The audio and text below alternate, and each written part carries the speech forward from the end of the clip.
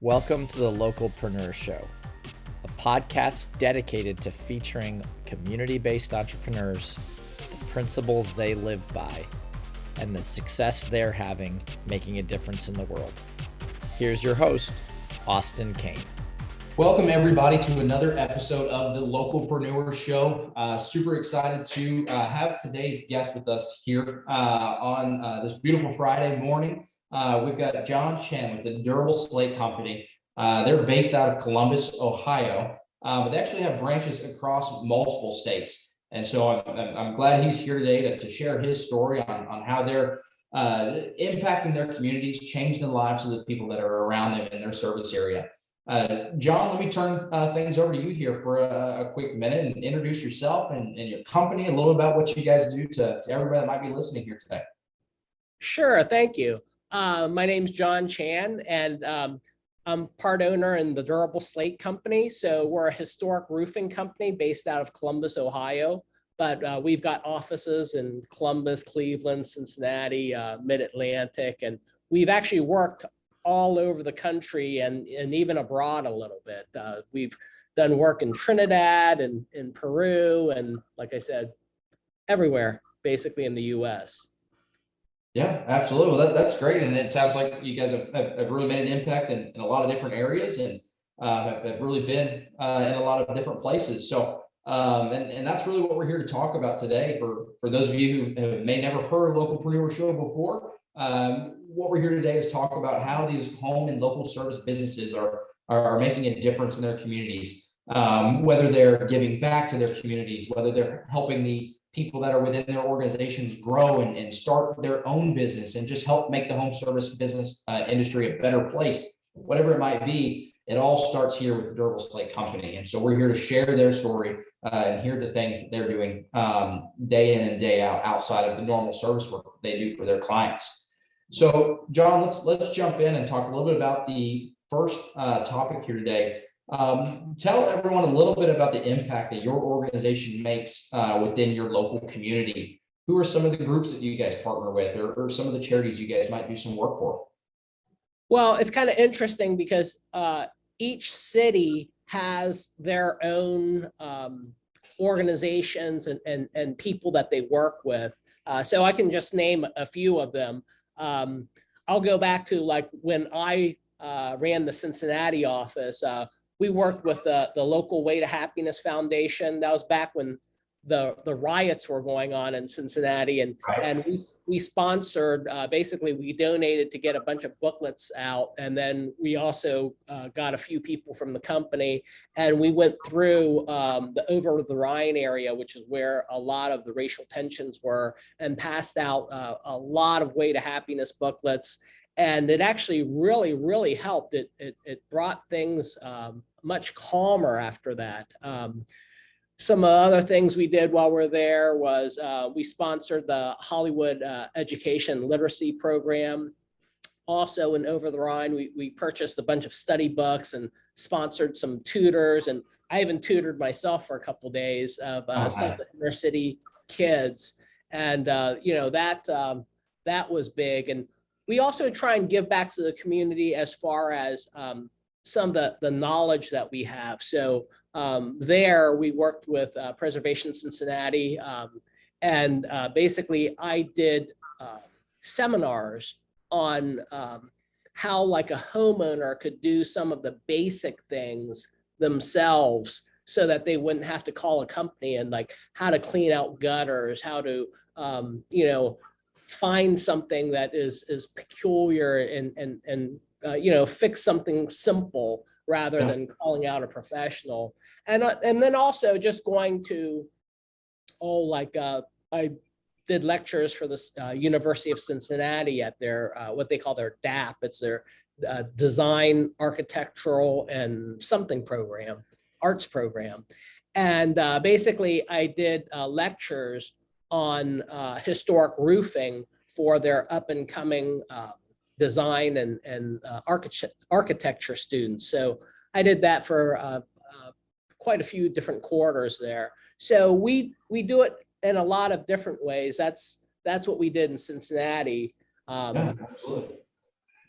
So when we were in New Orleans, or when I was in New Orleans, that was very different because that was right after Katrina. So there were a lot of people that were in tough situations. So we sponsored and worked with an organization called Operation Blue Tarp. And we taught kids how to actually install tarps on what we call hard roofs, meaning the slate roofs, the tile roofs, because FEMA wouldn't do it because they were afraid they would cause more damage. So there were all these kids that were volunteers, and I can't remember the name of the organization. But anyways, Operation Blue Tarp brought us in with all those kids, and we taught them safety. We taught them, how to tarp roofs, and so they went around through a lot of the poorer neighborhoods, like the 7th Ward and the 9th Ward, and tarped off these devastated roofs so that they wouldn't be pouring inside the house. So, and then I also went to the Preservation Resource Center, which, they help preserve New Orleans.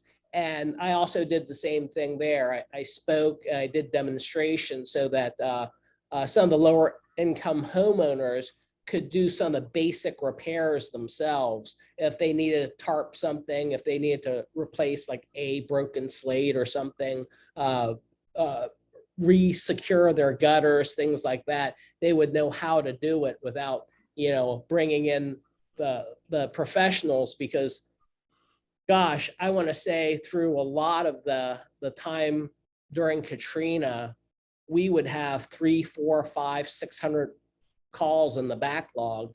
And as we were getting them done, more calls would come in than we finished. So it was really, I think that was really beneficial. And I did the same thing at the college there too. At Tulane, I spoke to the architecture and the historic preservation classes about certain things that they could do to help mitigate future issues when hurricanes come. So, yeah, we've done a lot of different things like that. Yeah, no, absolutely. And that obviously makes a huge impact. Whether it's helping the community and you guys are there just really kind of picking up the pieces and putting them back together, or like you said, doing those seminars or those training sessions where, you're helping someone learn how to do it themselves, but they know who to call or where to go if they necessarily can't figure it out. So I think there's a lot of value that gets built around you and you guys just by doing those things. So oh, I'm sorry. No, go ahead.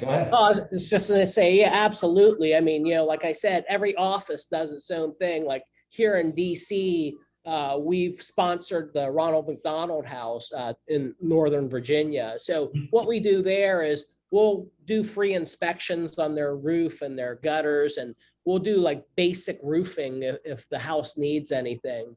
And we'll also sponsor like a day there. What we do is we'll bring out 2 or 3 people, and we'll cook breakfast or lunch for because the parents there that are staying there, they're so caught up in everything that it's just a nice refreshing thing to be able to come back and have everything made for you. And so we'll do things like that. And also here in Tacoma Park, which is in Maryland, we sponsored an organization called Drug Free World. And drugs have become so rampant in our society. And what we did was we made a donation and got a lot of booklets and people out in the park. And I did myself. And we had a booth and we started explaining what some of the problems of some of these new synthetic drugs do.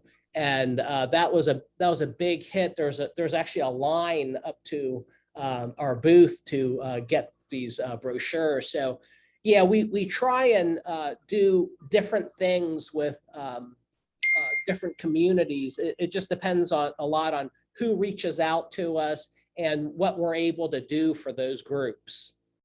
Yeah, no, absolutely. And I think that's great. You're involving yourself in all of these different projects, just really to overall make the community and the world around you guys a better place. Whether it be through all of these different organizations. John, what made you guys want to join with these organizations? Was there something that stood out to you guys, or just what's the impact that you see being made when you're working together with these organizations? Well, it's several-fold. A lot of different organizations contact us. They probably do with a lot of businesses. And we try and help the ones where we feel like we can help them and they have a cause that aligns with us. So when I was talking about Drug-Free World, it aligns with us because, in the construction industry, it's really hard to find good people. And we also drug test. So when we see the amount of people that fail drug tests, we're like, okay, we've got to get the real word out there, especially on these new synthetic type drugs, because they can really be deadly. So, Right. I talked about how we did stuff for the various preservation associations and also the colleges, University of Cincinnati, Tulane, et cetera. And we want to help the education process. So that's another thing that's really lacking. It's like you get an architect who graduates from school and the amount of time spent on roofing is usually like a day. And so trying to specify things that they truly don't understand, especially on the historic sector, because that's such a small segment. I mean, slate roofing is probably like 1% of the industry. So there's such a lack of knowledge about it. We really try and give back to the community by hatting or educating these people in what they really ought to know, at least some of the basics. Yeah, no, absolutely. I think that's great. Just like I said earlier, you're plugging yourself in, whether it's actually doing something or teaching them how to do something, because the impact of teaching someone how to do something is a lifelong experience. They can always go back and now they have something to rely on to make those fixes themselves if they can. So, John, I know you've already kind of talked a lot about what you guys have done in different areas and the impact that you guys made in New Orleans after Katrina, but another kind of topic here today, have you guys ever done something kind of just above and beyond the regular normal work that you guys do for any particular customer? Do you have a story about you saw a need, you guys stepped up to the plate just kind of out of the goodness of your heart, maybe did some work for free or maybe at a discounted price just because you saw the need, you knew it needed to be done, and you guys stepped up to the plate in a big way? You have any kind of story like that? We've done that on occasion. There was a church in Boston that we kind of did at cost because they really needed it at the time. But also just sometimes, a certain person needs a thing done for them that they can't afford. This was actually a funny story. I was doing this estimate in Hyde Park in Cincinnati. This is many years ago. And I wrote the woman estimate for, it was about $40,000 or $50,000. And I gave it to her and I started to explain the work and who we were. And she just starts signing the contract. And I said, you're actually signing. I said, do you want to know a little bit about us? And she goes, no. She's like, you're John Chan, right? I said, yeah. And she says, that's all I need to know. And I said, well, you just signed almost a $50,000 contract. I said, may I ask, what you meant by that? And she said, about a year ago, you helped a little old lady, and that was my best friend's mom. She said she lives in Oakley, and she said you came out, and it was Saturday night, and the sun was just about to set, and you told her that her roof needed replaced, and she told you that she didn't have the money to do it, and she said that you went to your truck and you were on her roof for about an hour until basically almost dark. And you said that you fixed her roof for her temporarily and that she would have to get a new roof in the next year or so. And she asked how much that was going to cost her. And you said it was free. And she said that anybody that would spend a Saturday night fixing a little old lady's house for free that he didn't know was certainly trustworthy.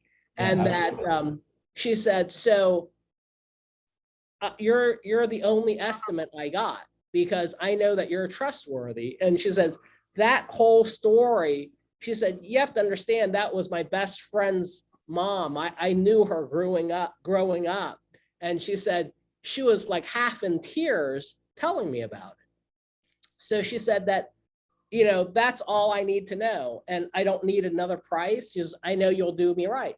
And so, you know, that kind of a thing. And it's really interesting because it was also how we got one of our first large major projects. Actually, I want to say it was our first major project. So my brother did something very similar, and we got called out to the Ohio governor's mansion, and they called us out for a leak. And so my brother said, he asked the caretaker how they got our name.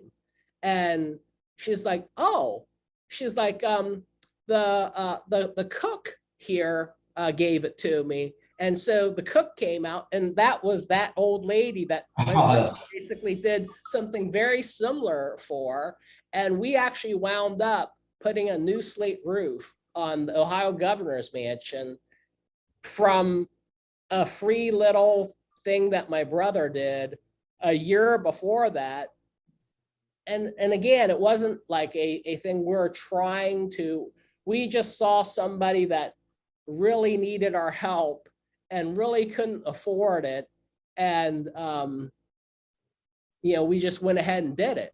We didn't really think, well, you know, whatever, that might come back. It's just one of those things that we found that if you pay it forward, it's just helpful all the way around and makes the world a better place.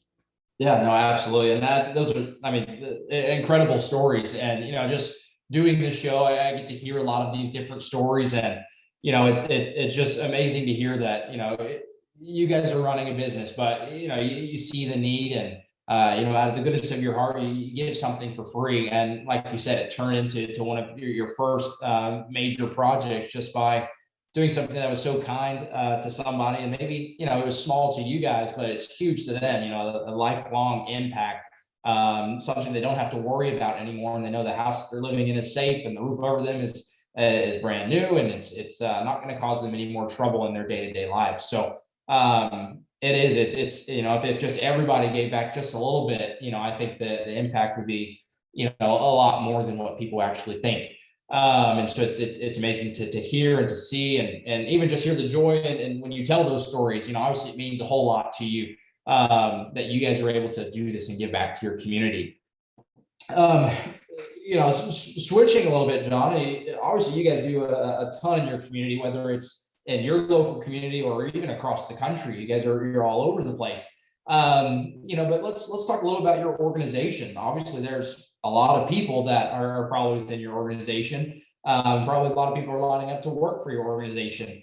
You know, what's the impact that you see that you guys are making on the people that are under your roof? What are some of the things you guys are doing to equip your employees, or your inspectors, or your technicians, whatever it is, to be better professionally and personally? And maybe even tell a story about maybe somebody that has really exponentially grown through your company through some of these things that you guys have provided them. Sure. Well, one of the things that kind of sets us apart is, I think I talked about education before. And what we do is we have our own course room where we train all of our people, whether it be in communication or it be in fixing a slate, or a copper roof, or whatever it is. So we have a course room, and we have courses that teach people how to do this. And we also have a set of mock-ups in the back where we train them on the ground how to do some of this roofing, so that they don't have to learn 30 feet up in the air. Absolutely. And so the education really helps people. And I can give a number of different scenarios. I remember, well, one of the courses that we have is on study. And so one of our roofers came in, and he was like, hey, before I came here, I was semi-illiterate. And after going through all these different study courses, it's helped me so much in life. He's like, my daughter is having problems in school. Can she come in and do some of those study courses? So he brought her in, and it really helped her grades. And he was so thankful. He was just like, without this, I really wouldn't know what to have done with my daughter. And now her grades have completely changed, and she's doing great. Another scenario is we had a guy that came to work for us, and he had basic sheet metal skills. And I told him, I said, after working here, you can become one of the best. And you can, because we have our course room, we're going to train you. And not only that, but you're going to be able to work on these cool projects all over the place. Not just here in Cincinnati, that's where the office I was in at the time, but all over the country. And I said, you're probably gonna have to drink a little bit less, and put a better step forward.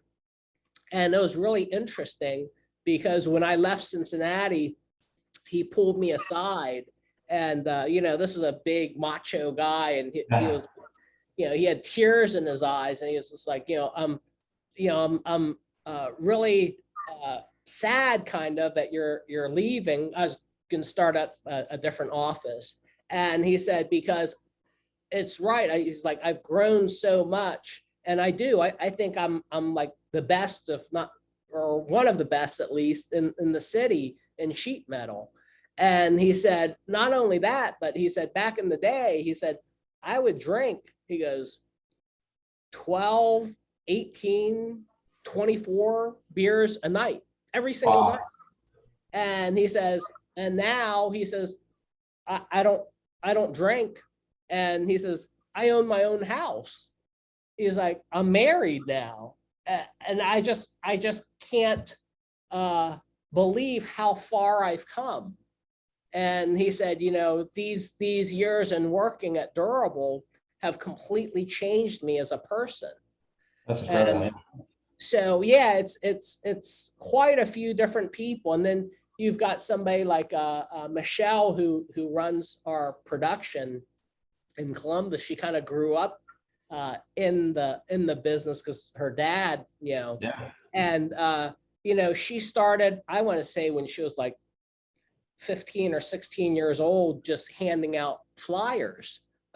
And over all this time, I think she's coming up on her like 20th year. I mean, she's right around there. And she's done all these different things in the sales division and production. Now she runs all of production for Columbus, and she's also head of the National Women in Roofing branch in Columbus, along with Gabby. And so she's doing all kinds of things. And even with that, they've put in to do, it's a Columbus diaper collection for low-income mothers. So that's something that the NWIR is doing. So, she's grown tremendously. And if you look at how amazing she is, I mean, some people look at some of our projects and go, wow, how do you do something like that? They're so complicated. And, they're asking about the technical side, like the copper and the slate and all of that. And I said, well, the funny thing is that's what you see, but probably the most difficult position is the person that organizes this, basically Michelle, because you've got to get the scaffold guy in there, the tear-off crew in there, the slate ordered, the copper ordered, everything's got to mesh in a certain time period. You look at our award-winning project in Iowa. It was a 250-foot steeple that was super decorative copper. And it had to be done in an 8-month window because of weather and the scaffold being up. And so everything had to work like clockwork. So basically, the roof had to be torn off, all the ornaments had to be taken down and fabricated in different shops.